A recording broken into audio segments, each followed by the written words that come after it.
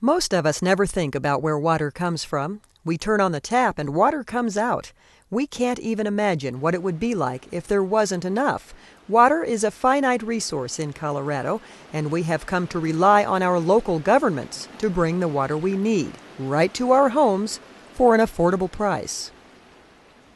Providing water to Colorado's Front Range cities, where the majority of the state's population resides, has been a challenge for all of our history. Ironically, most of the state's water is in the mountains or on the west slope, and most of that water actually belongs to downstream states.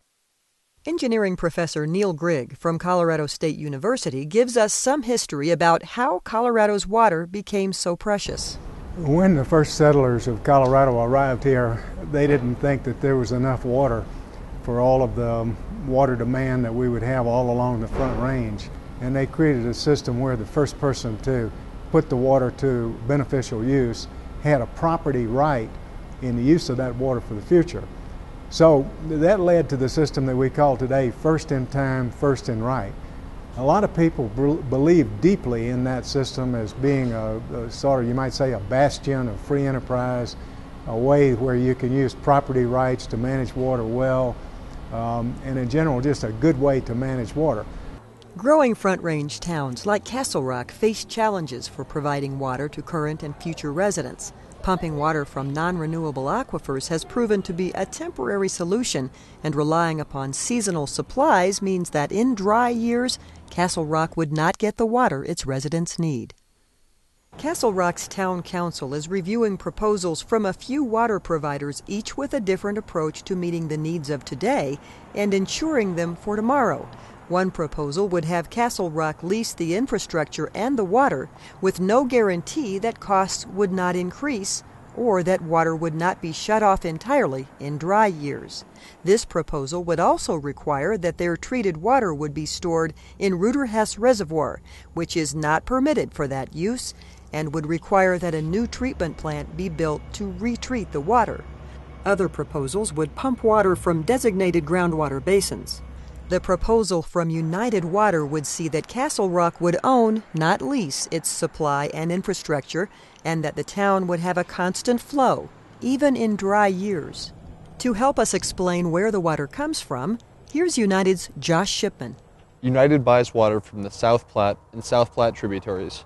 I think Ron Von Lemke can be more specific. United has a policy of ensuring that we do not buy water from one ditch system or from a minimal number of ditch systems.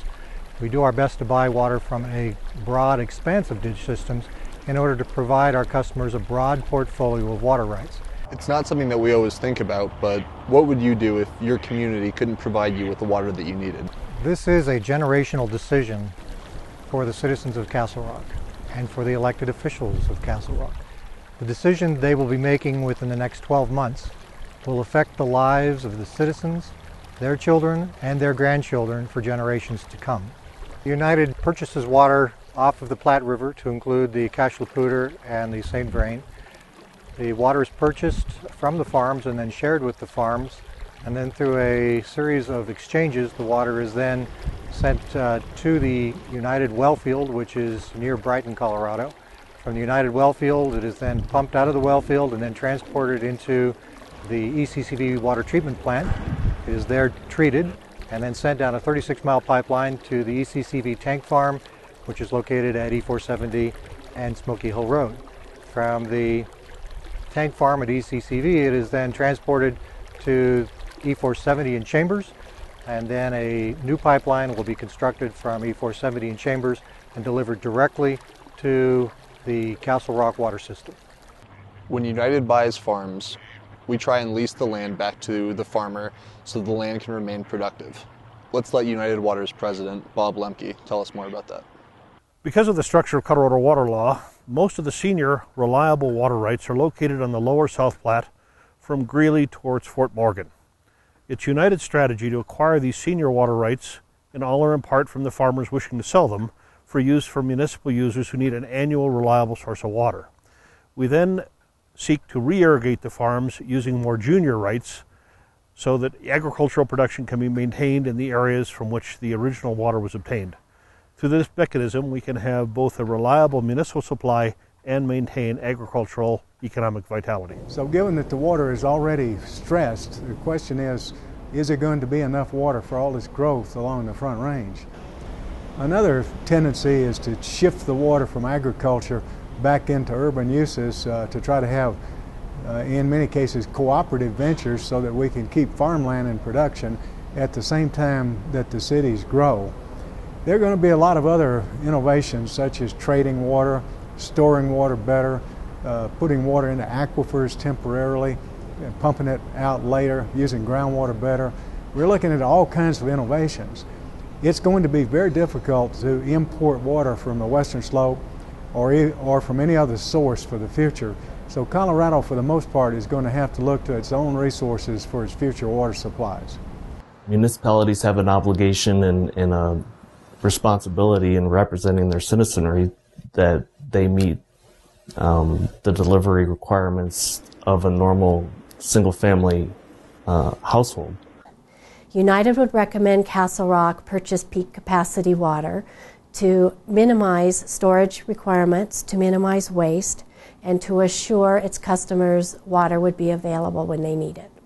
The direct delivery of water via a pipeline that's already treated into an existing system, an existing city potable system, would have very few losses compared to a water supply that is delivered to open storage where seepage and evaporative losses occur, and then also require retreatment. Retreatment of the water also creates some additional losses. It's always best to own water rights rather than lease them. Now, the reason for that is simple. As soon as you purchase a water right, it is yours and it remains yours forever. Under the Colorado Constitution, the purchase of a water right is a property right. Once you own it, just like you own the house that you live in, it's yours forever until you decide to sell it or otherwise dispose of it. If you lease water, however, you are subject to the whims of your landlord, just as if you were the subject of the whims of your landlord if you leased your house. On an annual basis, the cost of that water that you lease can go up. By the same token, the reliability of that water is also in jeopardy. Castle Rock has requested proposals for 6,000 acre-feet of water, or enough for approximately 24,000 homes. Should United be awarded the contract, it would contemplate purchasing the water within the first 2 years of the contract, with the entire volume of water available for delivery in approximately 2016. Castle Rock can afford the portfolio of water rights it's seeking to acquire by utilizing a combination of its existing cash deposits and future user fees. A reliable, predictable, and affordable water rights portfolio is essential for long-term economic growth. Castle Rock is competing with Denver, Aurora, and other Front Range communities in attracting and maintaining those primary job creators that provide for a stable economy. A properly oriented water right portfolio can provide for the future of Castle Rock. The reliable availability of water to any community can literally assure a vibrant economic base, bringing jobs and building careers, making a community which is well prepared for future growth and the prosperity of its citizens.